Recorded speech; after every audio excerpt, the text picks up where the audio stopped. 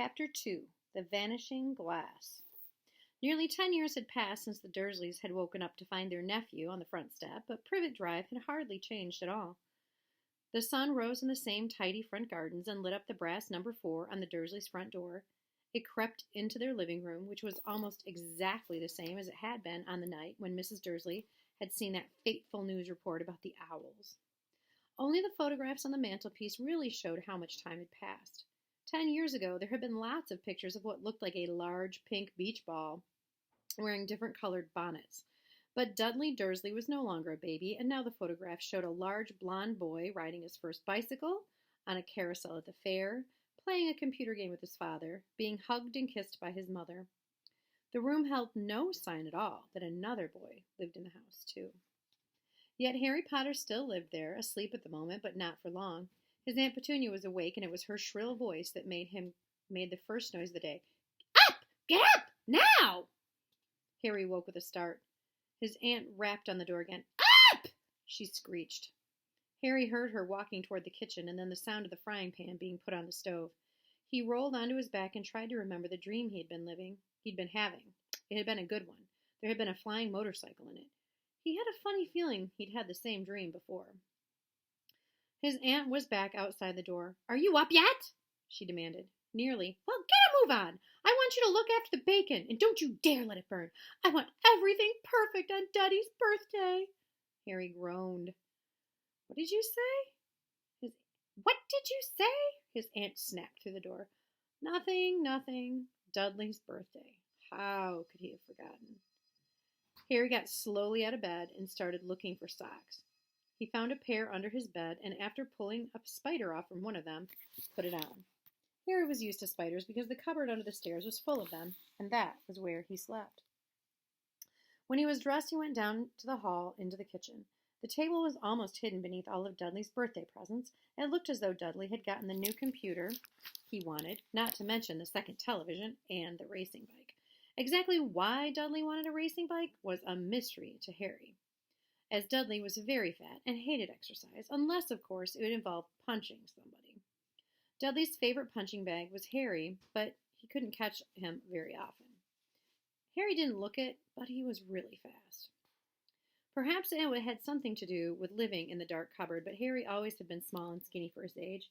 He looked even smaller and skinnier than he really was, because all he had to wear were old clothes of Dudley's, and Dudley was about 4 times bigger than he was. Harry had a thin face, knobbly knees, black hair, and bright green eyes. He wore round glasses held together with a lot of Scotch tape because of all the times Dudley had punched him on the nose. The only thing Harry liked about his own appearance was a very thin scar on his forehead that was shaped like a lightning bolt. He had had it as long as he could remember, and the first question he could ever remember asking his Aunt Petunia was how he had gotten it. In the car crash when your parents died, she had said. And don't ask questions! Don't ask questions. That was the first rule for a quiet life with the Dursleys. Uncle Vernon entered the kitchen as Harry was turning over the bacon. Comb your hair, he barked, by way of morning greeting. About once a week, Uncle Vernon looked over the top of his newspaper and shouted that Harry needed a haircut. Harry must have had more haircuts than the rest of the boys in his class put together, but it made no difference. His hair simply grew that way all over the place. Harry was frying eggs by the time Dudley arrived in the kitchen with his mother. Dudley looked a lot like Uncle Vernon. He had a large pink face, not much neck, small, watery blue eyes, and thick blonde hair that lay smoothly on his thick, fat head. Aunt Petunia often said that Dudley looked like a baby angel. Harry often said that Dudley looked like a pig in a wig. Harry put the plates of egg and bacon on the table, which was difficult as there wasn't much room. Dudley, meanwhile, was counting his presents. His face fell. 36, he said, looking up at his mother and father.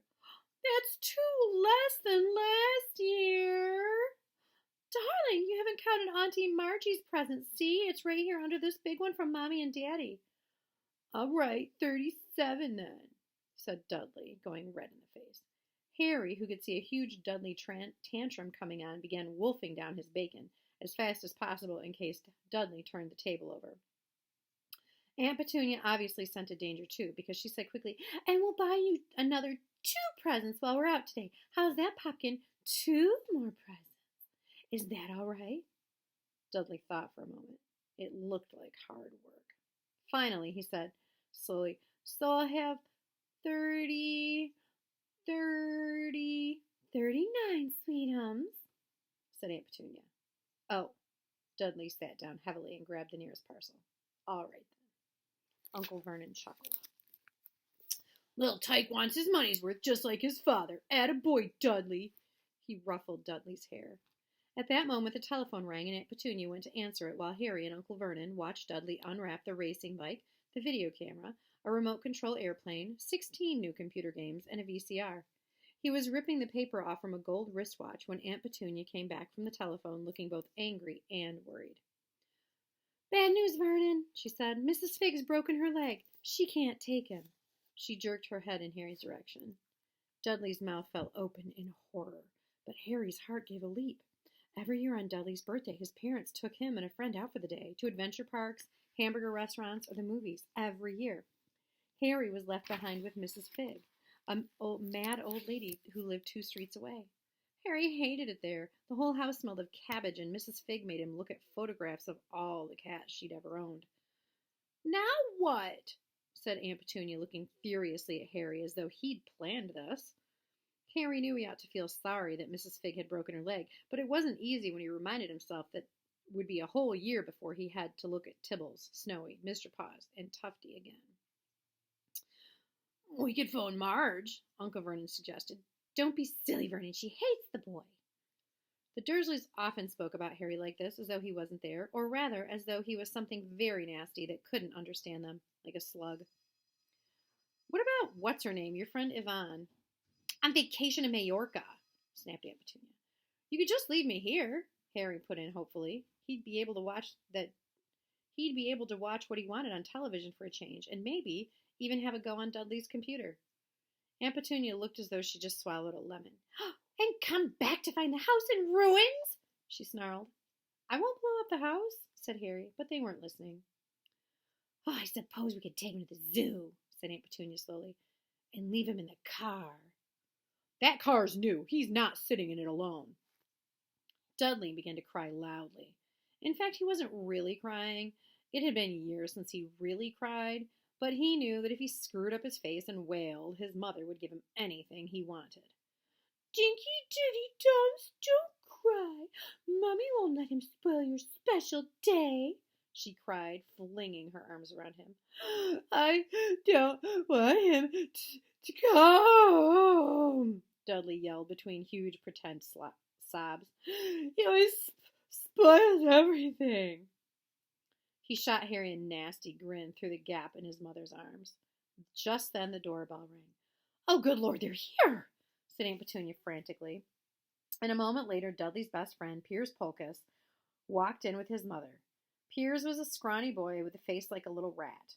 He was usually the one who held people's arms behind their backs while Dudley hit them. Dudley stopped pretending to cry at once.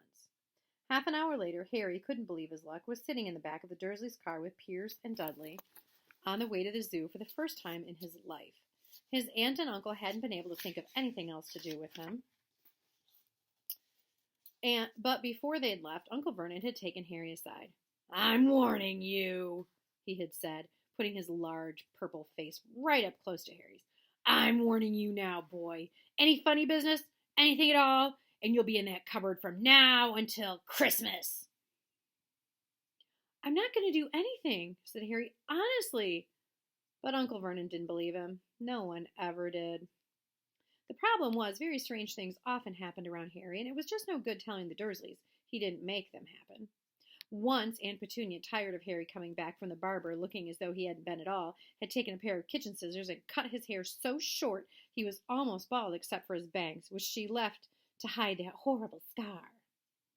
Dudley had laughed himself silly at Harry, who spent a sleepless night imagining school the next day, where he was already laughed at for his baggy clothes and his taped glasses. Next morning, however, he had gotten up to find his hair exactly as it had been before Aunt Petunia had sheared it off. He had been given a week in his cupboard for this, and even though he had tried to explain that he couldn't explain how it had grown back so quickly. Another time, Aunt Petunia had been trying to force him into a revolting old sweater of Dudley's, brown with orange puffballs. The harder she tried to pull it over his head, the smaller it seemed to become, until finally it might have fit on It might have fitted a hand puppet, but certainly wouldn't have fit Harry.